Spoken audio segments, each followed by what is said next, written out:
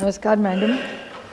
महाराष्ट्रामध्ये गेल्या महिन्यांमध्ये एक मोठी अतिवृष्टी झाली आणि काल माननीय शिवराजसिंग चव्हाणांचं स्टेटमेंट आलं की महाराष्ट्राला कर्जमाफी करायचा आणि मदतीचा जो प्रस्ताव होता 14 लाख हेक्टर जमीन ही अतिवृष्टीमध्ये वाहून काही ठिकाणी गेली आहे.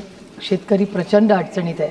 पण हे दुर्दैव आहे की कालच्या शेती मंत्र्यांचं कालचं स्टेटमेंट होतं की महाराष्ट्र सरकारकडून काहीच प्रस्ताव अजून आलेला आहे. हे दुर्दैव आहे की हे सरकार सत्तेमध्ये येताना वारंवार महाराष्ट्राचे माननीय मुख्यमंत्री सातत्याने बोलत होते की आम्ही सरसकट कर्जमाफी करू आणि महाराष्ट्राला शेतकऱ्याला या अतिवृष्टीमध्ये मदत करू. पण तसं होत नाही. आणि कालच्याच दिवसात जे पंचायत राजचं इलेक्शन झालं त्याच्यात हेलिकॉप्टर असेल, प्रायव्हेट असेल, ह्याच्यामध्ये सरकार इतकं मग्न होतं आणि महाराष्ट्राच्या इतिहासात पहिल्यांदा असं झालं की इतका सगळा गोंधळ काल पंचायतच्या इलेक्शनमध्ये झाला. हे महाराष्ट्राच्या इतिहासात कधी झालेलं नाही आहे. त्याच्यामुळे दुर्दैव आहे की महाराष्ट्र सरकार मग्न आहे. इलेक्शन पहिल्यांदा असं झालं की पारदर्शकता नाही.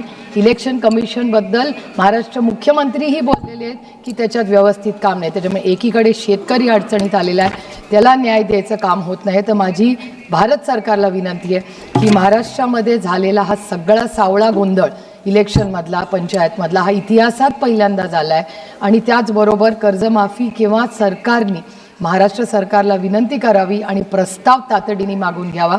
कारण का महाराष्ट्र सरकारच्या शेतकरी हा अत्यंत अडचणीत आहे. त्याचं कंबरडं मोडलेलं आहे आणि आत्ता त्याला मदतीची गरज आहे. धन्यवाद.